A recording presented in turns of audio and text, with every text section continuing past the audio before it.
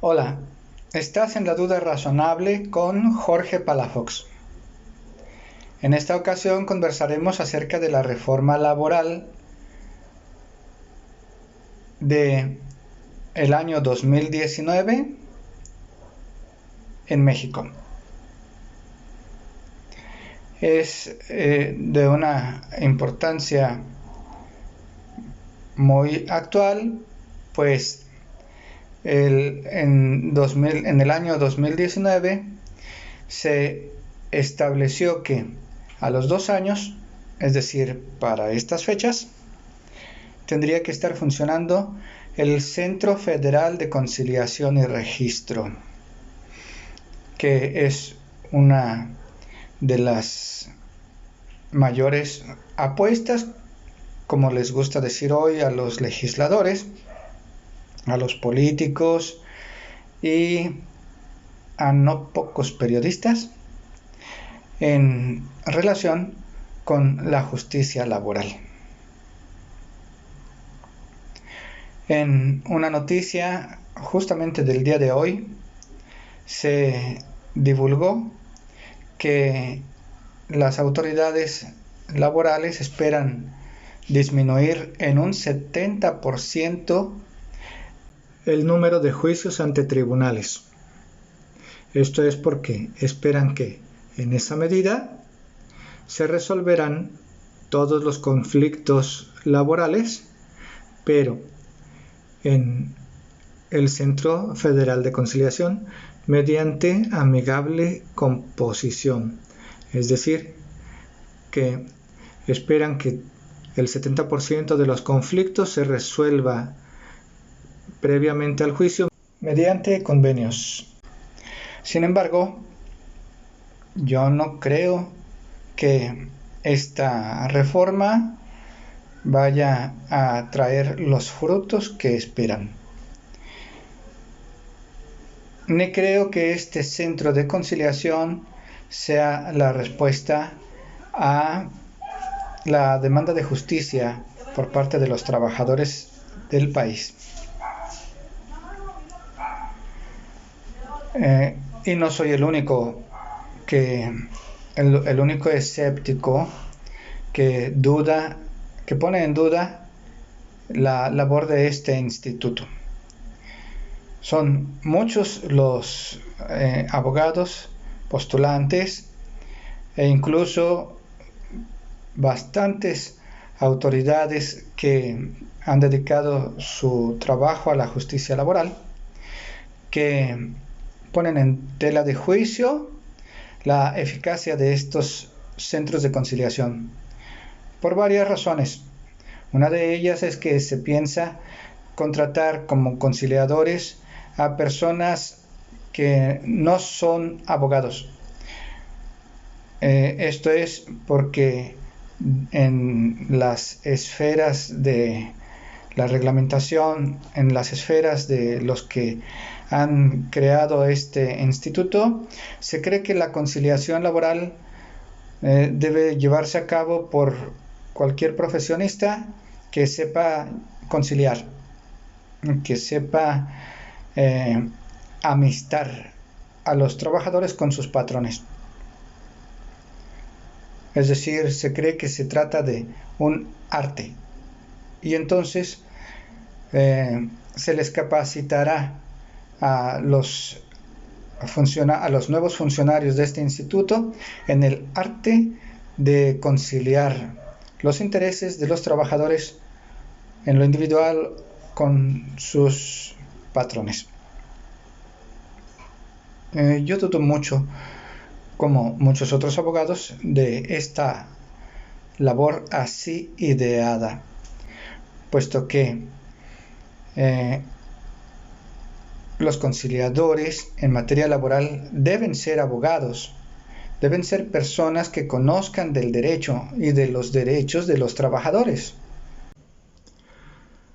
Otros abogados pronostican el colapso de este nuevo centro de conciliación y registro, pues dicen que el número de demandas que recibiría sería muy superior a la capacidad proyectada del Centro Federal de Conciliación. Bien, hasta aquí no he hecho más que exponer, recoger algunas de las críticas que los abogados postulantes y algunos funcionarios públicos han dado a conocer en los distintos foros jurídicos y en las redes sociales. Sin embargo, creo que ninguna de estas críticas da al clavo. Ninguna es sustancial.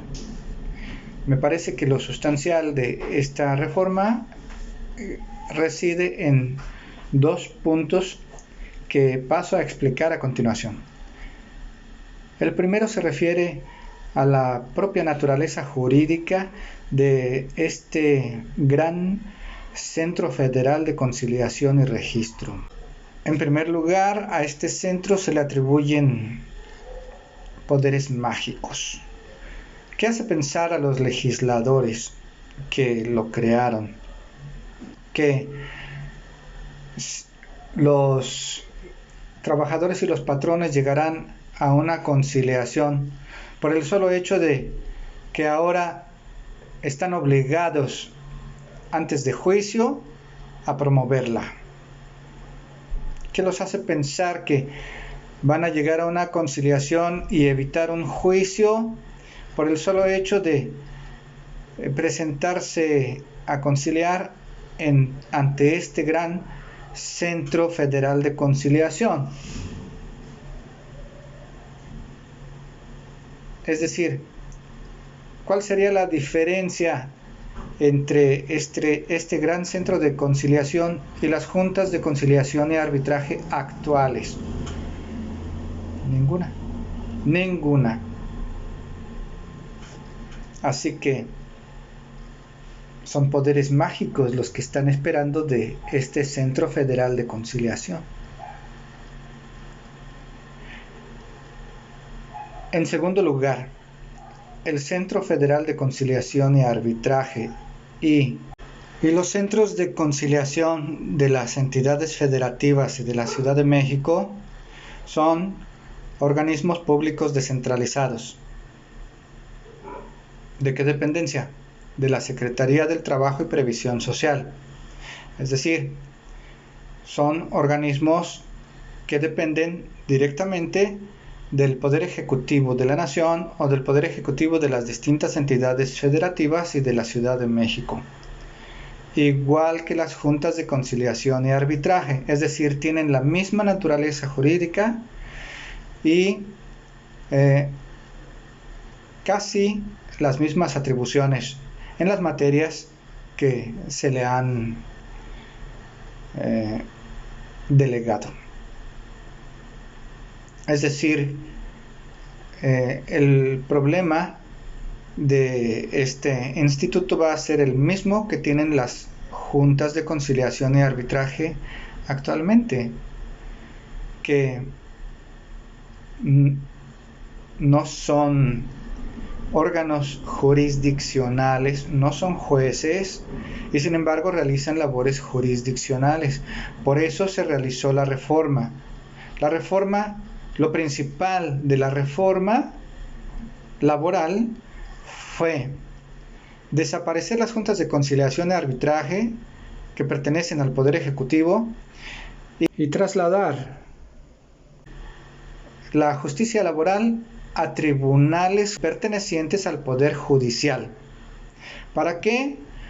Para que la justicia sea real, alcanzable para los trabajadores. Pero no será así, por lo menos en este instituto, en este Centro Federal de Conciliación, porque en él se refugiarán todos los agentes, todos los operadores del sistema de justicia actual. Es decir, los funcionarios públicos, los empleados públicos, los representantes sindicales, los líderes sindicales charros o de sindicatos de protección, los talibanes, es decir, todos los agentes que actualmente operan en las juntas de conciliación se van a refugiar en el nuevo Centro Federal de Conciliación y Registro. Todos. Así que no puede esperarse nada nuevo. No puede esperarse tampoco que se consigan las conciliaciones entre trabajadores y patrones que nunca se consiguieron en las juntas de conciliación y arbitraje. En otras materias jurídicas, por ejemplo en materia familiar, civil, penal, se ha buscado también darle mayor relevancia a la justicia alternativa, es decir, a distintas formas de solución alternas a los juicios, de manera que las partes involucradas en la persecución de los actos antijurídicos puedan acudir ante una instancia de conciliación, una institución de conciliación, ahí arreglar, llegar a un arreglo, a un convenio entre partes, bajo bajo el arbitraje de un instituto conciliador. En esas materias, civil, familiar o penal, para esas materias y para estos efectos se constituyó el conocido Instituto de Justicia Alternativa. Pero ese instituto solo tiene las facultades de conciliador, nada más. Lo menciono solo para comparar. En cambio, el Centro Federal de Conciliación nuevo no solo tiene facultades para conciliar, sino que tiene poderes jurisdiccionales. Y si a ello sumamos que esos poderes jurisdiccionales se los van a dar a los antiguos o a los tradicionales agentes del poder que han estado en las juntas de conciliación y arbitraje y que medran alrededor de la justicia laboral, por ejemplo, los líderes de los sindicatos de protección, los sindicatos charros, por ejemplo, estamos hablando de que este instituto, este Centro Federal de Conciliación, no solo va a limitarse a buscar la conciliación entre partes, sino que va a obsequiar poderes a esos funcionarios y a esos agentes políticos que se refugiarán en este Centro Federal de Conciliación. ¿Qué poderes jurisdiccionales? Bueno, el primer poder jurisdiccional que tiene el Centro Federal de Conciliación es que es una condición acudir a este centro, para poder demandar en juicio. Es una condición como un acto prejudicial necesario. Tanto que si no llegan a una conciliación, el trabajador debe conseguir una constancia de que no llegaron a una conciliación y con esa constancia acudir a juicio. Eso es un poder jurisdiccional.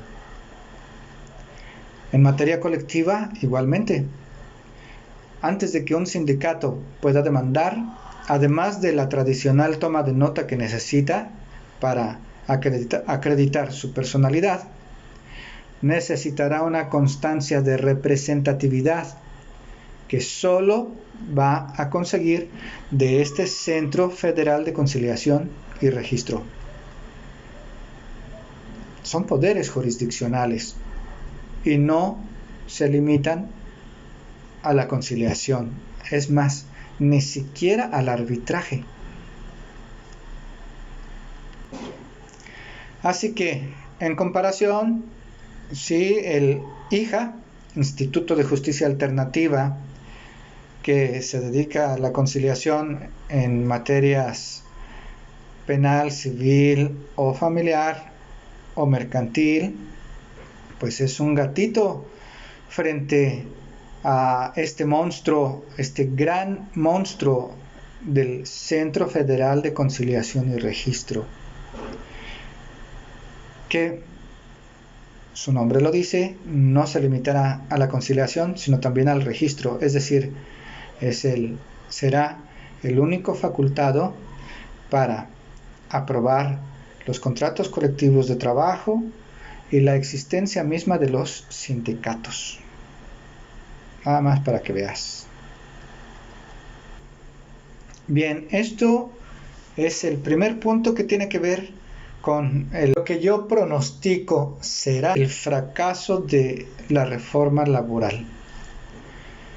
El segundo punto tiene que ver con lo sustancial de el inconmensurable torrente de demandas laborales que año con año atascan la operación de los juzgadores en las juntas de conciliación. Es tan enorme el número, la cantidad de demandas que año con año llegan a las juntas de conciliación, que su número desborda la capacidad de impartición de justicia. Entonces es por eso que a los legisladores se les ocurrió esa gran idea de crear el centro de conciliación, porque allí van a conciliar los trabajadores y ya no van a llegar a juicio. Pues yo no creo eso, pero en cambio va a seguir el número de demandas, si no mayor, podemos asumir que igual que siempre.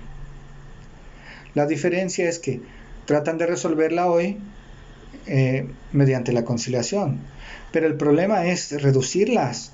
El problema es, y era para esta reforma, reducir el número de demandas de justicia laboral. ¿Cómo reducirlas? Bueno, es complejo, pero una de las formas es mediante una reforma legal. ¿En qué? ¿En qué aspecto? En el artículo 162 de la Ley Federal del Trabajo, que paso a leerte a continuación. El artículo 162 de la Ley Federal del Trabajo dice a la letra: los trabajadores de planta tienen derecho a una prima de antigüedad, de conformidad con las normas siguientes. Fracción primera. La prima de antigüedad consistirá en el importe de 12 días de salario por cada año de servicios. Fracción segunda. Para determinar el monto del salario se estará a lo dispuesto en los artículos 485 y 486. Fracción tercera. La prima de antigüedad se pagará a los trabajadores que se separen voluntariamente de su empleo, siempre que hayan cumplido 15 años de servicios, por lo menos. Asimismo, se pagará a los que se separen por causa justificada y a los que sean separados de su empleo, independientemente de la justificación o injustificación del despido. Hasta aquí lo que nos interesa para esta conversación. Bien, ¿esto qué significa en términos terrenales? Significa que un trabajador que renuncie a su trabajo podrá recibir la prima de antigüedad, es decir, 12 días de salario por cada año laborado, siempre que su renuncia se realice después de 15 años de antigüedad. Es decir, si cumples 15 años en tu trabajo, tienes derecho a esta prima de antigüedad, sin necesidad de ir a juicio. Y aún en el caso de que vayas a juicio, esta prestación no queda subordinada a los resultados del juicio, a menos, por supuesto, que en el juicio lo que se dirima sea tu antigüedad. Pero si no es eso lo que se discuta, lo que se resuelva en el juicio, tu antigüedad, entonces, independientemente del resultado del juicio, tu prima de antigüedad se te tiene que pagar. ¿Por qué? Porque así lo dice el artículo 162, tienes derecho a la prima de antigüedad. Ahora bien, bueno, el número de trabajadores que cumplen 15 años de antigüedad en sus trabajos, pues no van a demandar, no necesitan hacerlo, por lo menos no van a demandar para obtener su prima de antigüedad, para eso no. Pero hay otro grupo de trabajadores, un sector muy amplio de trabajadores que no completan los 15 años de antigüedad en un trabajo, menos ahora, porque actualmente con la crisis y con la política laboral del gobierno que es pésima, pues no hay estabilidad en el trabajo y son crecientes, es creciente el número de trabajos informales o eventuales o los trabajos de outsourcing. Entonces es muy difícil que un trabajador llegue a cumplir 15 años de antigüedad en su trabajo. Entonces es pues no sé si inconmensurable el número de los trabajadores con antigüedad menor a 15 años, pero sea la que sea la cantidad, cada vez es mayor. Pues esta cantidad inconmensurable de trabajadores que no tienen derecho a cobrar antigüedad son los que demandan. ¿Por qué?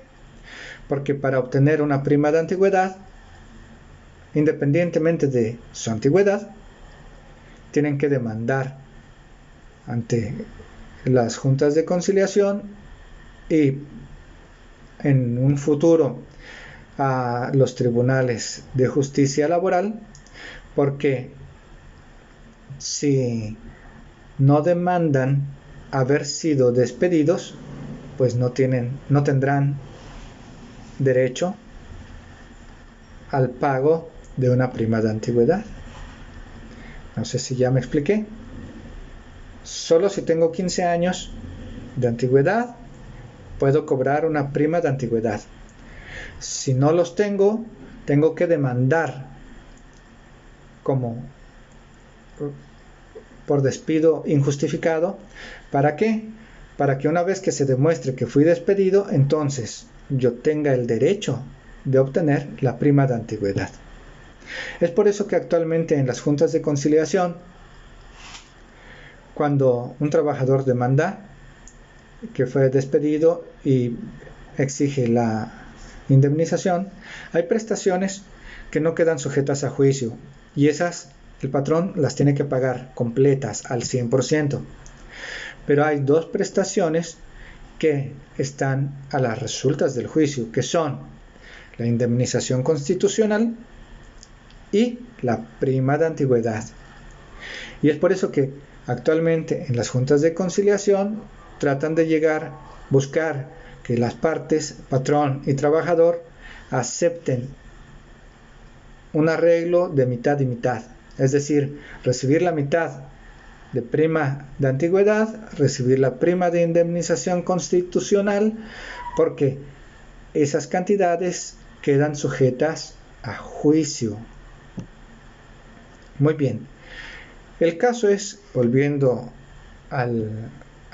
retomando el curso de esta conversación, los trabajadores que no tienen 15 años en sus trabajos se ven apremiados, forzados, obligados a demandar. ¿Para qué? Para obtener su prima de antigüedad. Y es por eso que se atascan las juntas de conciliación, y es por eso que se atascarán los tribunales de justicia laboral, porque seguirán siendo miles y cientos de miles de trabajadores que, buscando el pago de una prima de antigüedad, demanden haber sido despedidos.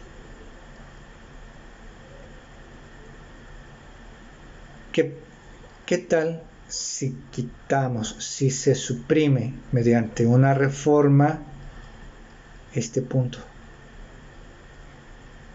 De manera que, en lugar de que diga en la fracción 3 del artículo 162 que la prima de antigüedad se pagará a los trabajadores que se separen voluntariamente de su empleo, independientemente, dice, siempre que hayan cumplido 15 años de servicios por lo menos, en lugar de eso, que diga, la prima de antigüedad se pagará a los trabajadores que se separen voluntariamente de su empleo, independientemente de cuántos años tengan en servicio.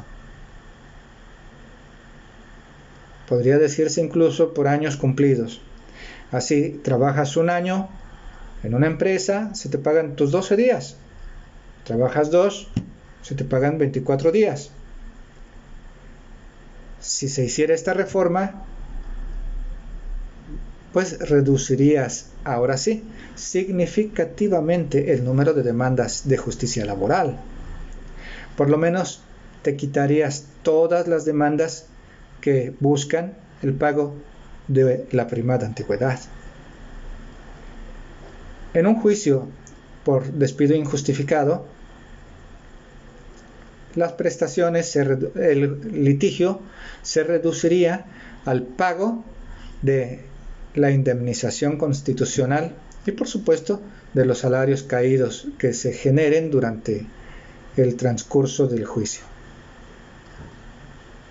Pero el número de juicios por una indemnización que se limita al cobro de 3 meses de salarios no sería lo mismo que el número de juicios que se levanta hasta las nubes por el reclamo de la prima de antigüedad.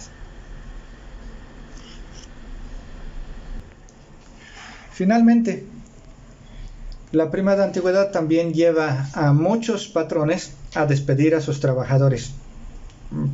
Por supuesto, para evitar que hagan antigüedad y pagarles antigüedad, su prima de antigüedad. Si se realizara esta reforma, como aquí propongo, pues te quitarías de todos estos despidos. Los patrones no necesitarían despedirte porque, independientemente de cuánto tiempo trabajes con ellos, te pagarían este derecho. ¿O tú qué opinas?